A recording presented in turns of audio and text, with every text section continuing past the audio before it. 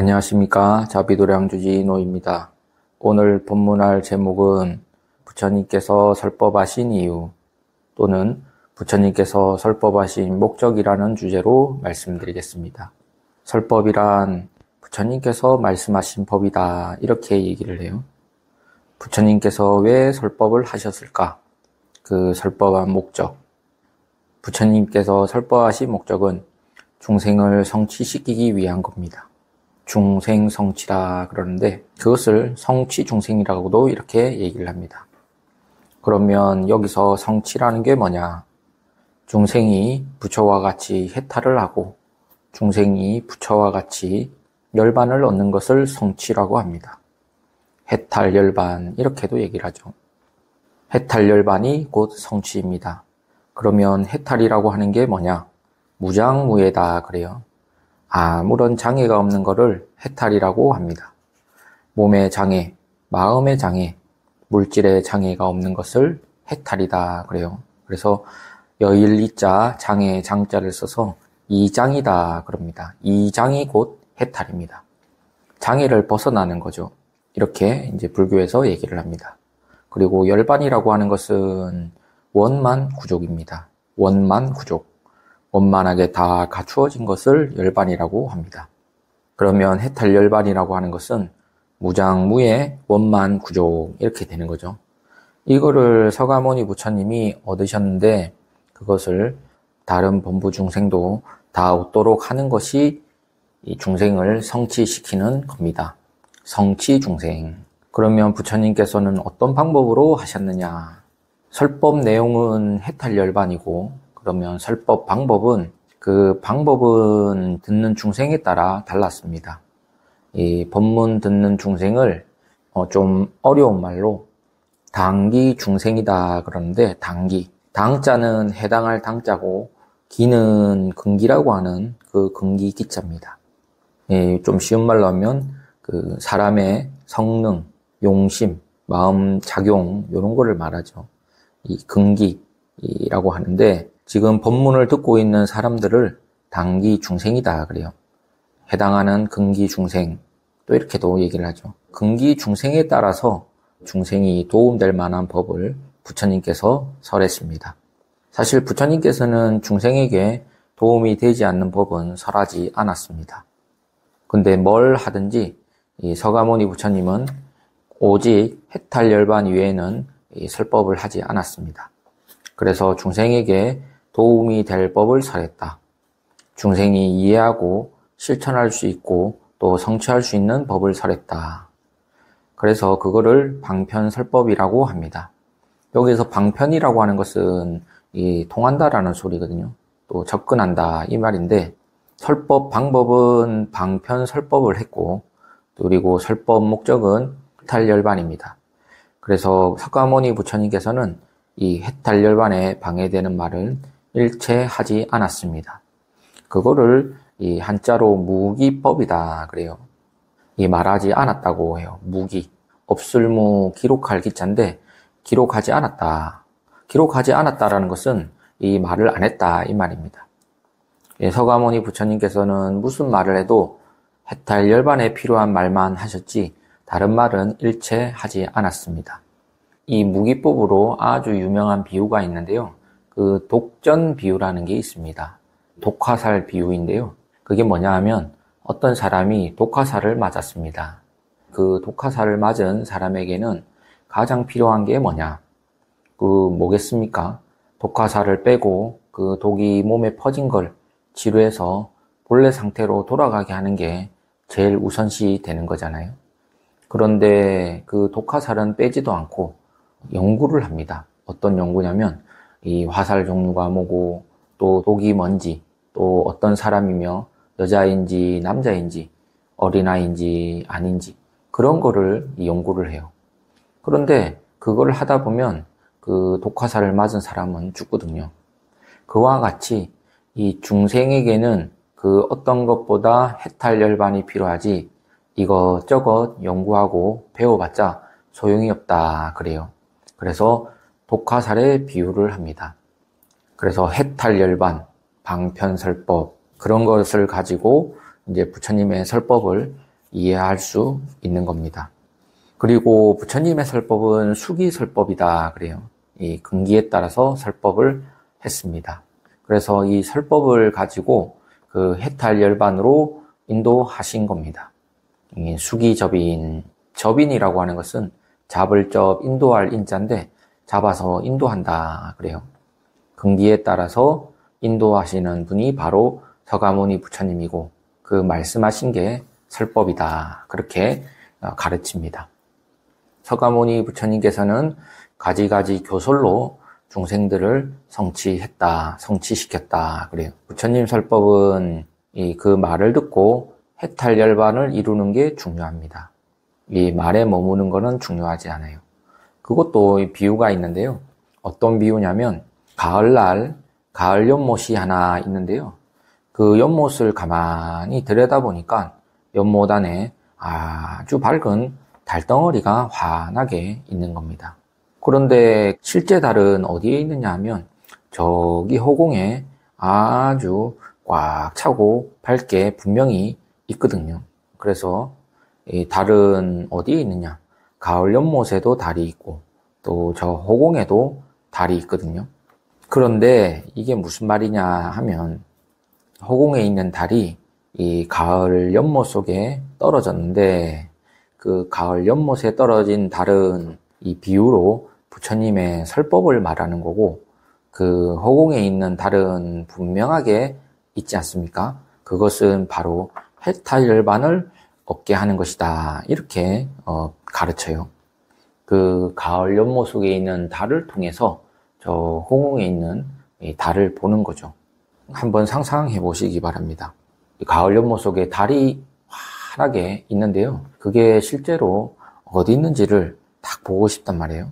그러면 고개만 살짝 들어 올리면 이 환하고 밝은 꽉 차 있는 이 달을 볼 수가 있는 겁니다. 그런데 달을 잘못 알고 연못에 있는 달을 실제 달인 줄 알고 그 물속에 들어가서 달을 딱 잡으면 어떻게 됐습니까? 연못 속에 있는 달을 잡을 수가 없겠죠. 이와 같이 부처님의 설법이라고 하는 것은 말을 듣고 해탈열반을 이루는 게 중요하지 그 말이 중요한 게 아니다. 이렇게 설명을 할 수 있습니다. 연못에 비친 달을 통해서 허공에 있는 달을 보는 게 중요하다. 이렇게 정리할 수 있겠습니다. 그러니까 이 설법을 딱 들으면 그 설법에 맴돌면 어리석은 거고 그 설법에서 가리키고 있는 해탈열반을 얻는 게 중요합니다. 그런데 이 중생들은 이 지혜로 해탈하는 것보다 생각으로 헤아리는 습관이 되어서 모든 것을 생각으로 해결하려고 하는 경향이 있습니다. 그래서 점점 시간이 지나면 해탈은 안 하고 해탈열반을 설명하고 있는 그 내용을 분석하고 연구를 해요. 대학에서는 내용을 분석을 하고 연구를 하는데 그 내용 분석도 이 두 가지가 있습니다. 그게 뭐냐면 부처님이 설법하신 것을 시대별로 분류해서 해석해 놓은, 연구해 놓은 게 있어요. 부처님께서 설법하신 것을 시대별로 나누어서 연구했다. 그것을 이제 보통 대학에서 이제 불교를 가르칠 때 이걸 가르쳐요. 그런데 이 대학에서 불교를 가르치는 거하고 사찰, 절에서 불교를 가르치는 거는 좀 다릅니다. 사찰에서 가르치는 불교는 부처님의 설법을 듣고 실천을 통해서 공덕을 이루는 게 그게 바로 절에서 가르치는 불교입니다. 즉 대학에서는 그 분석을 하는 것이고 학문 분석을 하고 사찰에서는 그 말씀을 통해서 실천, 공덕을 이루는 게 바로 사찰 불교입니다. 그러면 어떻게 부처님의 설법을 분류했느냐 하면 부처님께서 이 세상에 계시고 부처님께서 세상에 가신 후에 이 100년까지를 초기 불교라고 합니다. 그런데 이 초기 불교가 없었으면 그 후에 여러 부파 불교가 일어났는데 그 부파 불교도 없었을 것이고 이렇게 이제 정리하는 게 이제 시대별로 분류한 분석이거든요. 그 다음에 온갖 부파 불교가 서로 논쟁하고 토론하고 하면서 이 불교가 아주 발전을 했는데 그 부파불교가 없었다면 또 반야불교는 없었을 겁니다. 그래서 이 부파불교에서 논쟁하는 것을 싹 모아서 반야, 이 공으로 전부 통일시켰어요. 그 통일시킨 게 바로 아주 유명한 용수보살입니다. 반야불교에서는 이 용수보살이 이 최고입니다. 근데 또 그 반야불교가 없었다면 그 다음에 발전했던 유식불교가 없었을 것이고, 이 여기서 유식불교라는 것은 오직 생각이라고 하는 것이 이제 유식인데, 그 유식불교가 없었을 것이고, 또 유식불교가 없었다면 열애장불교가 또 없었을 것입니다. 그래서 이 반야, 유식, 열애장, 또 초기에 있던 초기불교, 부팔불교, 이런 부처님의 설법을 시대별로 쭉 분류해서 연구를 했습니다. 근데 이런 거를 이제 처음 가르치면 아주 어렵다 이렇게 얘기를 하는데, 그게 왜 그러냐면 절에서는 이런 것을 안 가르치고 처음에 무엇부터 가르치냐면 천수경에 있는 정, 무업, 진원, 수리, 수리, 마, 수리 이런 거를 외우게 했거든요. 그렇기 때문에 전혀 다른 거죠. 아무튼 이렇게 대학에서 가르치는 불교하고 이 사찰에서 가르치는 불교가 조금 다릅니다. 부처님이 설법하신 목적은 바로 그 해탈열반을 얻게 하기 위함이다. 이렇게 보시면 되겠습니다. 시대별로 가르치는 불교 분류법이 있고, 또 하나는 이 불교에서 이 전통적으로 내려오는 불교 분류법이 있습니다. 이거를 이제 스님들이 또 배우는데, 이것은 뭐냐 하면 교상 판석이다 그래요. 가르칠 교 모양상 서로상, 모양상, 판석, 판단할 판, 해석할 석. 이거는 뭐냐 하면 이 시대별 불교와 상관없이 부처님의 가르침, 즉 교리를 보고 판단해서 해석하는 걸 교상 판석이다 그래요. 줄여서 교판이라고도 합니다. 이 교상 판석을 딱 보니까 부처님이 강조하신 본문은 뭐냐? 인천도를 강조했습니다. 이거를 다른 말로 인천승이라고도 하는데, 이 사람은 지옥 가기 축생, 사막도에 떨어지지 말고 인도에 환생하고 천도에 상생해서 선도에 상생하는 것을 가르쳤어요. 적어도 인간과 천상에는 벗어나지 말아야 된다. 이거를 가르쳤습니다. 이거를 인천승이다 그러는데, 여기서 승자는 실천한다, 간다, 이 술의 승자인데요. 움직이는 거잖아요. 그리고 도자는 이제 길도자고, 또 교자는 가르칠 교자도 되고, 실행할 행자, 인천승. 이 인천승이 아주 기본입니다. 부처님의 설법 중에 인천승이 가장 기본이에요. 인간과 천상에 벗어나지 말아야 된다는 것을 아주 기본으로 가르쳤고, 그 다음에는 성문승, 영각승, 보살승인데, 이 성문승은 뭐냐? 늘 부처님을 따라서 공부하는 분을 성문이다 그래요. 부처님의 음성을 듣고 배우고, 또 그분들에게 고집멸도, 사성제법을 가르쳤는데 이걸 성문승이다 그래요. 그 다음에 영각승은 뭐냐면 12인연법을 가르쳤다. 이 영각승은 이 인연법을 관찰하기를 좋아합니다. 성문승에게는 사성제를 가르치고 영각승에게는 12인연법을 가르쳤습니다. 그리고 보살승. 보살승은 보살에게 육바라밀을 가르쳤는데요. 이 육바라밀, 보시, 지계, 인욕, 정진, 선정, 지혜, 이 6가지를 이제 보살에게 가르쳤는데 이거를 보살승이다 그래요. 그 다음에 부처님의 세계를 남김없이 아낌없이 바로 말한 설법이 있는데 그거를 불승이다 그래요. 불승, 부처가 가는 길, 부처의 행, 이게 불승인데 이거를 경으로 보면 이제 화엄경이 됩니다. 그래서 보살승은 반야경이고 나머지 성문영각은 이 초기 불교에서 이야기하는 여러 경전들이 있어요. 그래서 인천승, 성문승, 영각승, 보살승, 불승 이 5가지 승이 있는데 이 5승, 5가지 승은 전부 목적은 뭐냐? 해탈열반입니다. 오직 이렇게 부처가 됐다. 보살들에게는 이렇게 보살행을 닦으면 성불한다. 또 부처님의 경지는 이 화엄경, 열의 출애품과 같은 것에서 나오고 또 세주 묘원품에서도 나오는데 그 열의 세계, 부처의 세계를 화엄경에서 얘기를 했고 그래서 깨달음이 뭐냐고 하면 이 화엄경 열의 출연품이나 또 세주묘원품, 열의 현상품, 이게 다 부처님의 깨달은 세계를 이야기한 겁니다. 이거를 불승이다 그래요. 이 성문영각 보살승은 삼승이다 그러고, 불승은 부처님 하나의 세계를 말한다고 해서 일승이다 그래요.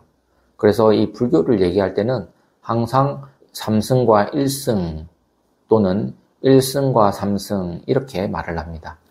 이게 바로 교상판석이에요. 그래서 경을 딱 보면 이것은 일승법이구나. 이것은 보살승법이구나. 이것은 영각승법이구나. 성문승법이구나. 이렇게 아는 걸 바로 교판이다 그래요. 그래서 오늘 본문을 정리를 하면 부처님이 설법하신 목적은 중생이 부처와 같이 해탈열반을 얻게 하기 위함이다. 그리고 그 설법 방법은 중생 근기에 따라서 방편 설법을 하셨고 또는 수기 설법을 하셨다. 그런데 그 방편 설법을 크게 두 가지로 분류를 할 수 있는데 그 두 가지가 뭐냐 하면 하나는 부처님이 설법하신 것을 시대별로 분석해서 나눴고 또 다른 하나는 시대와 상관없이 교리를 보고 부처님의 설법을 나눈 겁니다.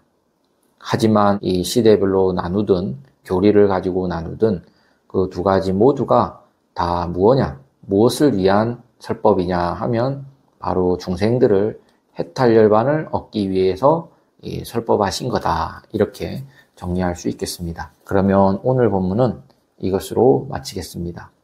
공지사항이 있습니다. 자비도량에서 서가모니 부처님 조성불사가 있습니다.